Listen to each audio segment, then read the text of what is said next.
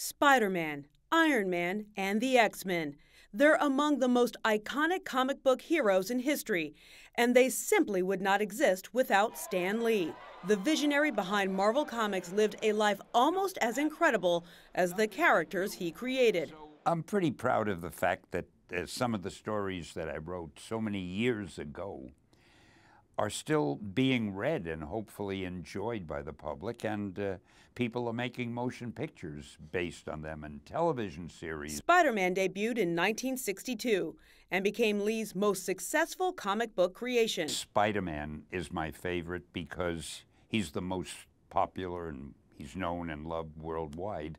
Lee's spidey senses were tingling. Years later, in 2002, the first Spider-Man film was released and was a blockbuster hit. As a child, I didn't really know anybody who shot webs or crawled on buildings or wore suits of armor and flew or anything like that. I just imagined them, and there they were. He also imagined Thor, the Incredible Hulk, and the Fantastic Four. They were flawed people with extraordinary powers.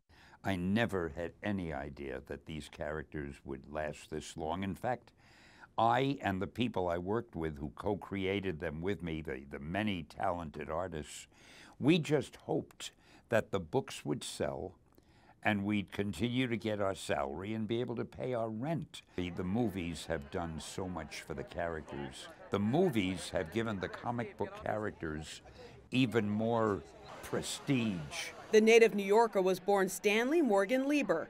He had humble beginnings, but his love for comics took him much farther than he ever dreamed. He also earned a star on the Hollywood Walk of Fame. In a million years, I never thought, that I'd get something like this. As his creations became larger than life on the big screen, he also kept a feverish pace, making appearances at events like Comic-Con in San Diego. How are you? Glad to see you. Though his life seemed charmed, it wasn't without adversity.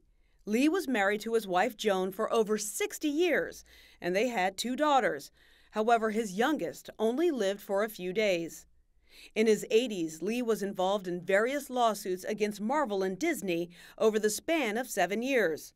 In September 2012, he had surgery for a pacemaker and joked he was trying to become more like his Iron Man character, Tony Stark. To me, the most important thing in the world is to keep busy, and I'm happy to say I'm lucky enough to still be busy. The Stan Lee Foundation was also a passion project for Lee, who seemed to believe with great power comes great responsibility. What we concentrate on is education, educating children. Stan Lee!